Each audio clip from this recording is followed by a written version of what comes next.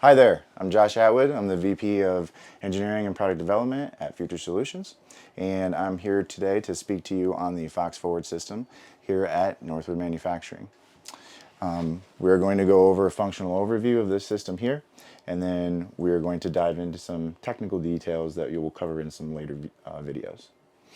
If we can take a look at the home screen here, you can see that we have essentially four systems that are being displayed here. We have our tank monitoring for fresh, our two gray tanks and our black tanks. Right now they're all empty obviously, but this is an area that you would find only just your gray tanks or only your tank monitoring. This area over here is going to be your inverter charger area, and then this up here is going to be some feature buttons area. But this one right here is your battery monitoring that is going to be the heart and soul of your system here. And we will get into this last. Starting with the inverter, if you have an inverter on board, it will be part of this system, and it will be, if it's activated in the system, it will be displayed here on the screen. And as you see here, we're currently using 1% load to stay quiet for the video, but this will tell you how much wattage you're using, the actual voltage that are going through the inverter, and a lot of details that you need to see to understand how your system's operational. This is also where your on-off button of your inverter would be, and this is also telling you where your shore power is. It's very, very important for you to set your shore power rating of wherever you are at, and you would get into that setting here on the green part of mains. From here I could go in and set my shore input value that is appropriate to whatever we are on. You can go all the way down to 5 amps, all the way up to 50 amps. Currently we're set at 20, and we're going to keep it there for the video. This is also where we could step into the inverter and see further details about how our inverter is doing, and we could step into some troubleshooting details here to understand the actual load going out, what status we are in, the voltages, the output current that's going out to the loads in the coach, and then the charging current in DC amps that's going to the battery, and then input voltage and input current that's coming in from shore power. So this is a very great screen to see how your system's doing at the inverter level.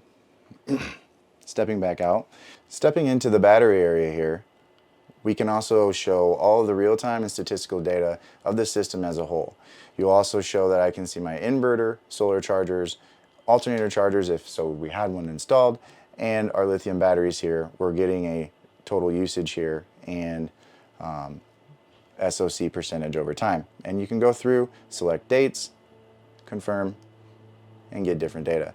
You can see statistical data here from the date of first installation, how many days it's been in operation, the accumulated cycles, which is good to know for the overall health of your battery. On this real-time screen here, you can also see good information that is useful for troubleshooting as needed, that will tell you the true SOC that's going on right now, or the true SOC percentage, the status of what's going on right now, whether it's charging or discharging, the true time to go, and min and max cell temperature in case you need to reference that for charging parameters.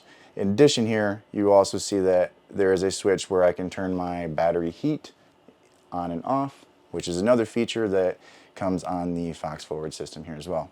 From here, this is your main home screen that you can operate and kind of see the system as a whole. There's also indoor and outdoor temperature sensors to know how the system is doing temperature-wise, both in the coach and outside the coach. This is also an indicator area where you can set your time and date, but where you would find your Bluetooth name and code. This is your check code for when you need to connect to your Bluetooth module.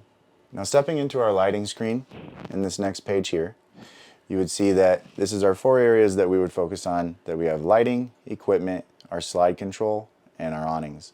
As you can see here, very quick response to lighting, and if you wanted to rename these lightings, the names of these lights or the icons, you can go into that in a different settings area as well. Stepping into our equipment, you can see our water heater, gas and electric setting. You would need to select one or the other when in use. Slide in and out, awning, slide, return. We also additionally have a light control out here that you would also additionally see in your lighting page here as well. Stepping into this other page, as of right now we're seeing an alarm that's explaining to us that we have that one of our tanks are empty. And so this is an alarm screen, like an alarm page that will only be active if you have an alarm. We can go through and see different alarms if I have multiple pages of them here as well.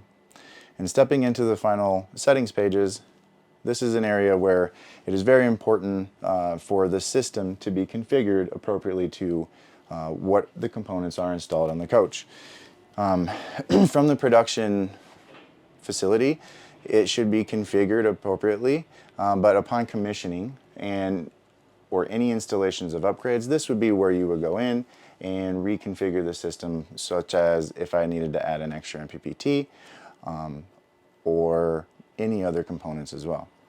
This next system, or this other area right here, would be your version page, and this version page is very important for service and troubleshooting and will allow us to see every component in the system and what the firmware file is.